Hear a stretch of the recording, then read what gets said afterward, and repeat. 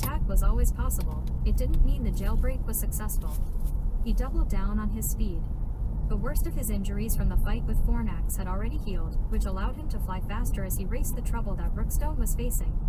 It was a race he'd lost, he discovered as he floated down to find whole sections of the upper jail destroyed or burning. The few guards who were still alive were seriously injured, and even with swift medical attention, making it through the night looked to be a long shot.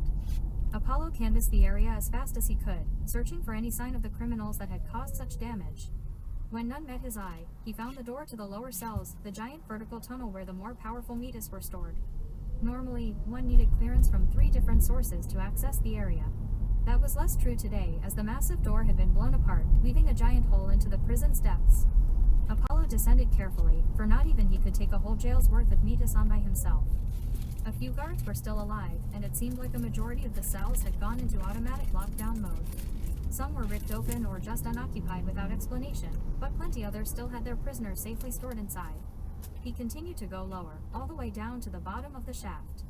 His greatest fear was confirmed as he landed.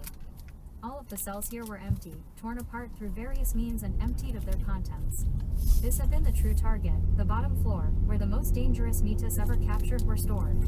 Some had been powerful enough to wipe out entire cities in the fight to bring them in. And now, because of a plan he played a part in, they were all loose on the world once again. Epilogue: the jailbreak wasn't a complete success in that many of the less powerful prisoners remained, but in terms of freeing dangerous metas while simultaneously making us look incompetent, it did a 5-star job. Professor Quantum flipped through the report, sitting where his remote terminal had once been. 3 days after the battle for Ridge City, and they'd finally finished putting together a comprehensive report of the damage, coupled with exactly who'd been sprung from Brookstone. Unlike Quorum and Lodestar, who sat across from him, Professor Quantum was actually marginally showing his age, a smatter of gray salting the temples of his dark hair. Otherwise, he looked exactly the same as he had for the last several decades, even wearing the lab coat he sported in place of a cape. Do we have any idea what they're up to? Lodestar asked. Balam was going to lead them, but since our reports say he was extradited, that seems unlikely. We've gotten a few accounts of sightings and smaller jobs from across the globe, Quorum told her. The best guesses of our analysts are that without Balam as a uniting force, they'll probably all scatter and hatch their own plans. Few of them were ever team players to start with, which makes hunting them down all the more difficult. Professor Quantum turned a page, a motion that Lodestar and Quorum followed. While it was tempting to dwell on the jailbreak, they had a lot to get through. Besides, with no information to work on, they would just be spitballing. The chance to recapture the freed metas would come eventually. They just needed to be patient and prepared. On the subject of team players, I trust you all have noticed we're being barraged by lawyers regarding bids for the freedom of the few guild members captured during the fight. This seems utterly mad to me, seeing as we have record of them fighting against Aussie-sanctioned superheroes on dozens of cameras. They're claiming they were exercising their right to resist an unlawful arrest, Quorum said. And since every bit of footage we have shows them merely trying to incapacitate, even against some of our more aggressive, newer members, they've got a very strong case. Add in Apollo's confession from 2 days ago confirming that the warrants were based on falsified evidence, and our own lawyers don't think we have much chance of making any of the charges stick. If anything, we'll be lucky not to be sued for wrongful arrest, though thankfully, we're insulated for excessive force. We must have something to throw at them that will stick. Professor Quantum lowered his papers, looking between his fellow members of the Champions Congress. I don't agree with his methods, but Apollo was right to be bothered by our tolerance of known criminals. He's presented us with a golden opportunity to topple that guild, and I simply cannot believe we have to let it slip away. They've already taken some serious blows, Lodestar replied. Several of them died in the fighting. Their headquarters was broadcast on international news. Many of those thought to be dead were caught on camera, and to top it all off, the world now knows their organization exists. He shone a giant light on the shadow where they hid, and that's going to make things a lot more difficult for them in the future. Which may not be entirely a good thing, Quorum added. With so many less restrained villains now running about, we might have benefited from the quiet peacekeeping they did behind the scenes. No, Quorum, we need to move past depending on that. Coming back had given Lodestar perspective that she lacked while living in the suburbs. While the guild had ultimately served the greater good in some ways, she didn't like the way it was shaping their city. The alliance of heroic champions will be the ones to keep the people safe again. We'll clean up the mess that one of our own helped make. No more depending on villains to police themselves. It's time to stop being backseat leaders and take charge of things once more. Couldn't have said it better myself, Professor Quantum agreed. Nice to have you back, all the way back, Lodestar. And on that matter, I have another boat coming in a few months' time, one that contains some experiments that should be of great help in re-establishing order. Until then, we need to sort out who our best people are and put them to work. Right now, the world has a lot of distrust for the Aussie, and having our Kates out keeping them safe is the only way to rebuild that trust. Apollo kept detailed records of everyone's strengths, weaknesses, and best role when put into a team, Quorum said. He also has assessments for all of the new recruits we got from that last confluence. Some have already debuted, and others were getting prepped for it. We can have a wave of fresh faces on the street in a week or so if we push it. Professor Quantum frowned. I've heard about the hand he took with training our fresh capes. For him to be so involved with them, it might be prudent to assume their loyalty lies with him, not the organization. Perhaps it would be more prudent to simply cast them out before they have the chance to do more damage. Forget it, Lodestar said, her white light growing a touch brighter. First off, Apollo has been the head trainer here for over 3 years, so you'll need to expel a lot of people if you don't want capes he taught. Secondly, I saw some of those rookies in action myself, and they've got their hearts in the right places. Plus enough power to back it up. Or are you just sore that one of the new teams managed to make it past all your defenses and break through your dome? I will remind you that the system was in testing mode, which greatly reduced the power of the offensive countermeasures, Professor Quantum snapped. After a moment, he composed himself and continued. But getting that far is still no small feat, especially for rookies. I find myself fighting disbelief at the idea that one of them could actually rip a hole in my barrier. I'll need to study this cybergeek more closely. In fact, I believe I have a new device for him, one requisitioned some weeks ago. I'm impressed you didn't put it off longer, Lodestar said. My equipment duties take second place to my research, but I do get around to them eventually, Professor Quantum informed her. At any rate, I suppose you're right about the breadth of Apollo's influence. The new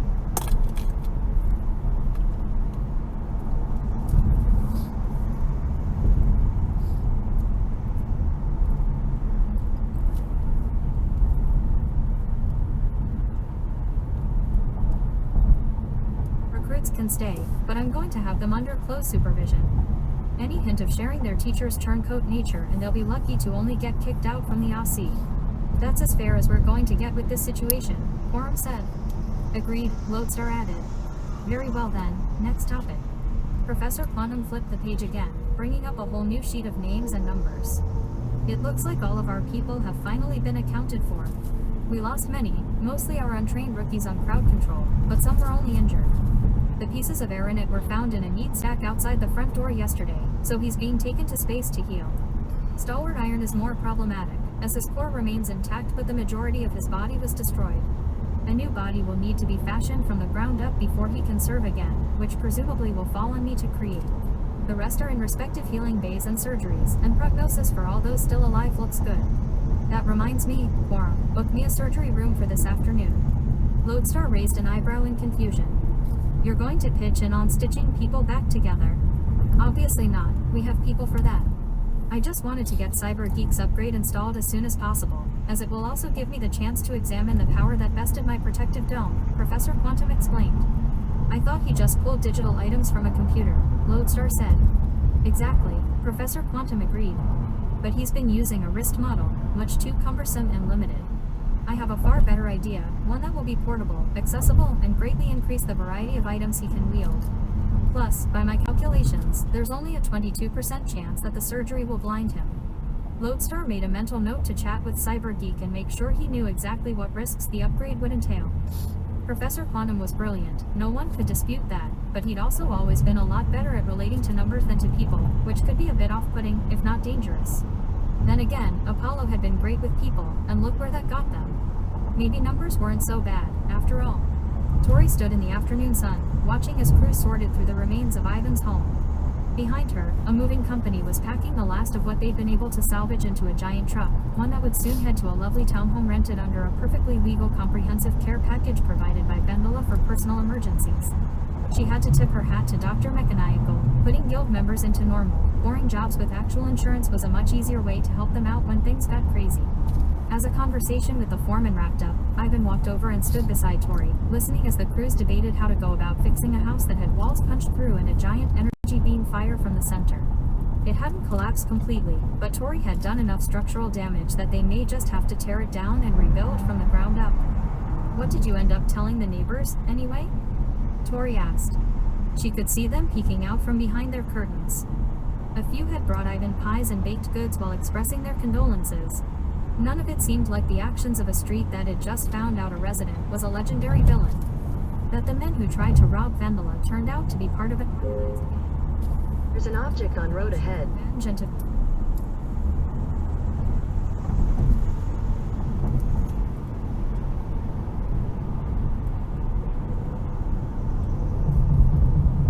To finish the job, which hatched a plan that centered on kidnapping me. One of them was lying in wait for me to come home, but a rival gang tracked them down and ended up slugging it out on my front lawn. And all the wards that Russ Tooth cut through. No idea. Ivan gave a shrug.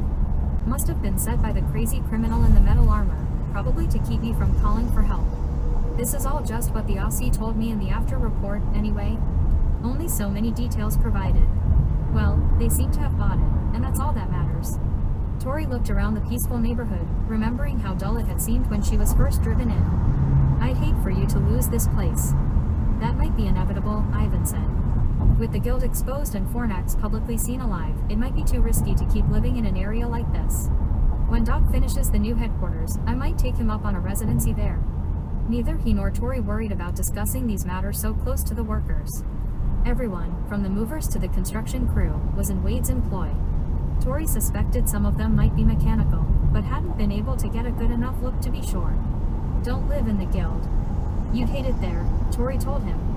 Keep being Ivan. That's what makes you really happy. And besides, how would your kids visit a room in the guild? I'd probably keep the townhouse for appearances, but as I said, this is all conjecture. Right now, there's no headquarters to live in. The whole place was purged as soon as everyone left the building. As for visitation, Janet is less than thrilled that my past brought Rick and Beth into harm's way. Somehow she's even blaming me for Beth's powers. Did you ever figure out when those happened? Tori asked. Evidently, Beth's abilities had manifested only 2 weeks prior, well past the last confluence.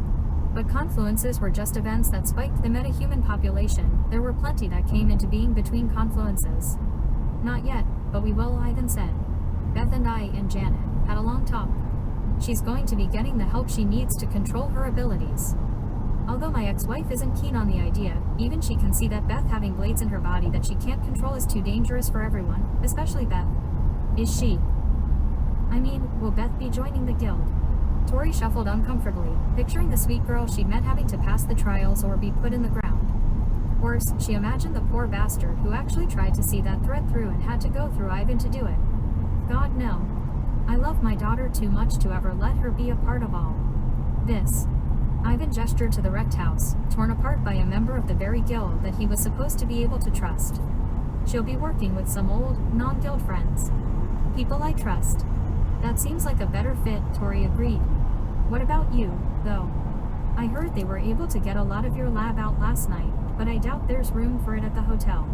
Ivan and Tori had both been put up in rooms at a local mid-range hotel while their living situation was worked out, along with dozens of other displaced Ridge City residents. It's in private storage for now, Tori said. I actually just came to grab a few tools I forgot, and then I'm off to meet Beverly. She's been pouring through real estate ads, as well as talking with the council, and she says she's got a few leads on places that will fit our extra needs. Pick something affordable, Ivan cautioned. With the guild as it is now, there's not going to be any easy jobs for a while. Evidently, Beverly negotiated a bit of a stipend from Arcanicus, and we've still got our heist money. And I do get a paycheck, you know. Or I will, once Vendela reopens. Every business in the downtown area was closed for at least the next week as they waited for cleanup crews to clear the streets of debris. The Aussie had cakes helping around the clock, though people weren't always happy to see them. Well then, I guess I'll still see you around the office, Ivan said. Damn right. Didn't think you were getting rid of me that easy, did you? When I heard you'd been attacked, I confess there were some worried moments there. Ivan glanced at her then looked at the remains of his house. I see now how truly foolish that was. What can I say? I'm kind of a badass. Tori slung her backpack, filled with tools to patch up the remains of her busted metasuit, over her shoulder.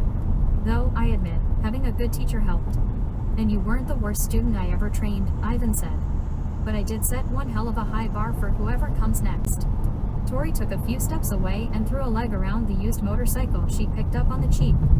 It needed a lot of work, but that would have to wait until she actually had a garage or driveway again.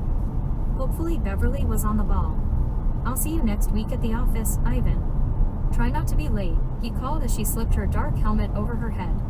Tori merely waved, a non-committal gesture that she certainly felt didn't constitute a pledge of promptness, then gunned the engine and drove out of the driveway, past the staring neighbors peering from their windows. Donald felt like he'd gone 10 rounds with the trolls of Elcoke. He had been in his bed all day, leveling up a new character in Legacy World and trying not to wince every time he moved his shoulder. Evidently the suit from Blaster Bras absorbed a lot of the lethal damage with its shields, but the small-scale knock-around stuff still got through. While an hour or so in the healing tanks would have left him good as new, Donald didn't bother trying to requisition one. For one thing, they were all occupied, filled with people who'd taken far more serious damage than he had. More importantly, Donald had seen some of the injuries Capes came back with. He'd be damned if he was going to complain about something as mundane as soreness. Even his own team had taken more damage than he'd realized.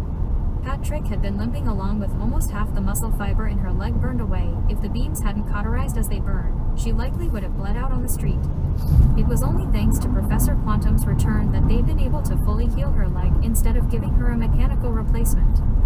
Medley had taken enough damage to kill a normal person 5 times over, and only his rapid healing and thick hide had kept him alive.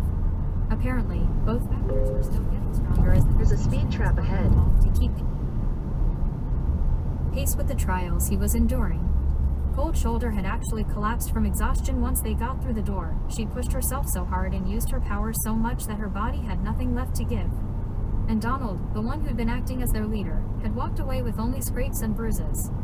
The guilt churned his stomach. Why had he made it through relatively unscathed? He wasn't stronger than them, or better, or probably even smarter. No, he'd made it because they were taking the bigger blows to protect him. Protect the gun that could punch a hole in the barrier, really? His team had beaten themselves to hell to keep him safe, and now Donald could barely stand to look at himself in the mirror.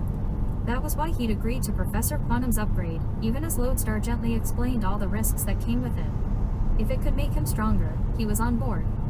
Donald didn't want to come back from another mission with his team, his friends, barely surviving. He didn't want them to be the ones protecting him. He wanted to be able to protect himself and the people around him. Right now, Cybergeek was just a guy with a weird ability. If Donald ever wanted to push himself to be a true hero, then it would mean sacrifice and risk. Getting the upgrade was just one part of it. He'd officially sent an email to Vendela accepting their offer for early retirement. It was time to stop living with one foot in both worlds. If he wanted to be like Lodestar, to be a real superhero who could make a difference in the world, then he would commit to it wholeheartedly. Nearby, his phone vibrated. With a glance, he saw it was a text from Tori. She'd completely understood why he'd had to blow off coffee. In fact, she'd been taking shelter when the attacks happened anyway. Part of him wanted to rebook their meeting so badly, but not yet. Not until he'd made real progress, gotten a plan in order. Until then, he had to focus, prioritize training over his crush. It was time to start seriously leveling up Cybergeek. That was the only way Donald could look his injured team in the eyes again. Current estimates show we can have one of the backup headquarters functional in 5 weeks, fully operational in 10, Zelaz said. Wade nodded thoughtfully. This was not a meeting, per se, in that none of the other counselors were present. It was more like a summary of the actions before them, conducted by the 2 people who would actually have to put in much of the work to see things done. While Wade appreciated the need for the rest of the council and large decisions, the minutiae of rebuilding was better left to swift decision makers rather than a committee. Let's go for the 10. Might as well welcome everyone back to a proper home, Wade said. Speaking of, where are we on tracking everyone down? Almost everyone has checked in after they scattered, as per protocol. Zelaz skimmed her mental memory banks, seeing who was still unaccounted for. We're missing a few of the ones that have been confirmed as traitors and some with allegiances unknown. Want me to get people hunting? No, let's wait a little longer. Wade drummed his fingers on the back of the couch, staring out at the city from his luxury penthouse perched high in the sky. An array of papers was spread out on the coffee table before him, only a fraction of the paperwork and issues currently facing him. It was why he'd been stuck in the office for days, having to rely on Zelaz as his eyes and ears. She sat in a nearby chair, unfettered by anything as mundane as pages cluttering her immediate area. Wade technically had the digital option as well, but he'd long ago found that having something tactile to sort through helped him think. Some might need more time to get safe and check in, and for those who never do, we can offer hunting them as jobs when the guild reopens its doors. There are several members I'd prefer to have occupied whenever possible, and that's a task which is unlikely to raise any Aussie alarms. Speaking of traitors, how's the Magic Division adjusting to their new counselor? The division is fine, Zalaz said. Arcanicus damn near founded that division, so everyone is good having him lead. He, on the other hand, keeps nagging me about finding a new counselor, saying he's too old for the job. I can bully him along for a while longer, but it's not a permanent solution. None of the options before us are, Wade replied. Tell him it's just until the guild is running properly again and we can have a proper election. After that, we'll coerce him into keeping the job by other means, but it should buy us a couple of months. By the time he really wants to quit, hopefully a successor will have revealed themselves. Moving on, have our incarcerated guild members been freed? There was a lot of hemming and hawing along with more than a few tails and wiretaps after they left, but yes, the Aussie has been forced to drop all charges on the ones they captured. Zalaz tapped her fingers together, replaying the press conferences in her head at lightning speeds. They weren't happy about it, though. We should probably keep a low profile, at least for a while. That won't be a problem. Wade rose from his couch and walked to the window, peering out at the evening sun shining over Ridge City. With no guild, our people will keep their heads down on their own. Even once we're reformed, I plan to stay off the Aussies' radar. It occurred to me that perhaps we've been doing our civic duty a bit too freely, keeping the worst of the scum off the streets and letting them snatch up the easy pickings. Now that the Aussie has been publicly weakened and the shadowy guild of rumor publicly exposed, I have a feeling we'll see a big upturn in metahuman crime, and that's not including all the criminals who escaped from Rookstone. Sooner or later, they'll realize that having one spider in the house kills a lot of the lesser insects. You want to wait until they ask us to work? Zalaz said. Ask. No, nothing that easy. Wade turned from the window and walked back to his couch, picking up a pile of papers. I want them to beg for us to take up arms again. Until then, we focus on only doing smart jobs and keeping ourselves safe. Without a guild to keep peace in the underworld, this planet is about to get a lot more dangerous. The force of nature that was Penelope slammed into Ivan's legs. She wrapped him in a small hug even as her yell of Uncle Ivan was muffled by the fabric of his pants around the knees. Ivan smiled and gave her a few small pats before turning his attention to Helen, who stood a few feet back. She was lovely, of course, though personally, Ivan preferred it when she was further aged into womanhood. Even without the glow of Lodestar, she was still 19 again, no older than the day she was struck. It would be her age forever, or at least until she managed to completely stop calling on her power. Glad to see you as you, she said, giving him a strong hug. While they hadn't met on the battlefield, she'd no doubt seen the news and read the reports of what he'd done while out of control. Deep down, part of Ivan had expected her to be waiting as Lodestar, ready to ambush him and drag him back to Rookstone. Glad to be me, Ivan replied. He finally extricated himself from Penelope and Helen, and then reached into his back pocket. And that reminds me, I brought gifts. One for you, Penelope, and a matching one for your mommy. Ivan plunked a small necklace into Penelope's hands, enjoying the sight as her eyes grew wide with wonder before handing a larger version to Helen. Thank you, Uncle Ivan. Why don't you go try it on in the bathroom, and then you can come show us how you look? Helen suggested.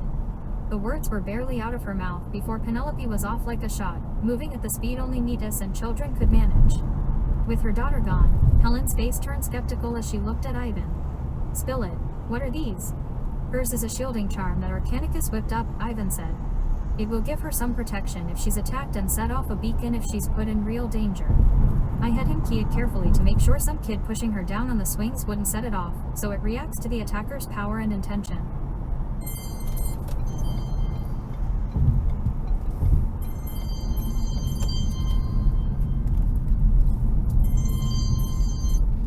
Her presence yesterday. And is mine a shield too? Helen chuckled at that. The mere idea of her needing protection magic was beyond laughable.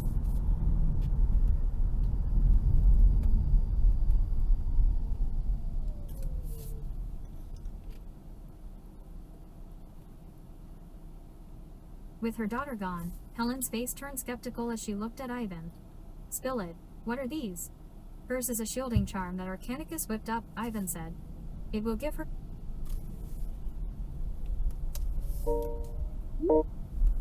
Hey, Tia. Hey, how are you? I'm fine. How are you? Hello? Oh, hey, Lindsay, I'm Hi. sorry. It's okay. Hey. Two things. I sent an email last night. I was hoping Greg would be able to help me, but he's not going to be able to do it. I think you saw the email. I Yeah. added you to it. Can you help us? He sent us another spreadsheet. Did he copy you on that? Yeah, I don't know what it, I didn't open the spreadsheet yet. Yeah. But I it saw the has email. all of the, yeah, it has all of the account managers on it. Can you transfer them to that other spreadsheet? Sure. I took an early lunch today. I'm getting my hair done, but, That's fine. I will, when I get, Alright. when I get back to That's back home, I can definitely do it. Okay, that's cool. And the other thing was, oh, you're not there. Can Jackie see Tom's? Can Jackie see Tom's calendar? I don't know. I do have my computer with me just in case something like this came up. So as soon as I get to, it's not technically a salon. It's my friend does it out of her backyard. Like she has like a Okay. mini salon, so I can do it when I get there. Wow, how cool is that? Right? Okay. She like Just built a. Let me know. Let me know if he's available tomorrow at 11. Tomorrow's Thursday, correct? Yeah. I think tomorrow he just has someone like a manager's meeting or something, or some sort of meeting that's one of those bi-weekly things. But other than that, I think he's fairly free. But I will double check and get back to you in about 10 minutes. Thank you. Sure, no problem. All right. Bye-bye. Bye. Oh, you'll have to hang up. Mine isn't. Yay, good. Okay, cool.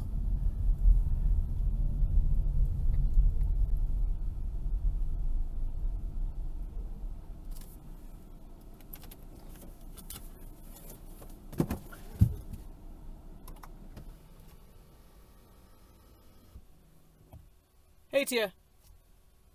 I cut you off. Oh, no worries. I was saying goodbye anyways. I don't even remember what I was asking, so no Okay. worries. Okay, bye. Okay, thanks. Bye.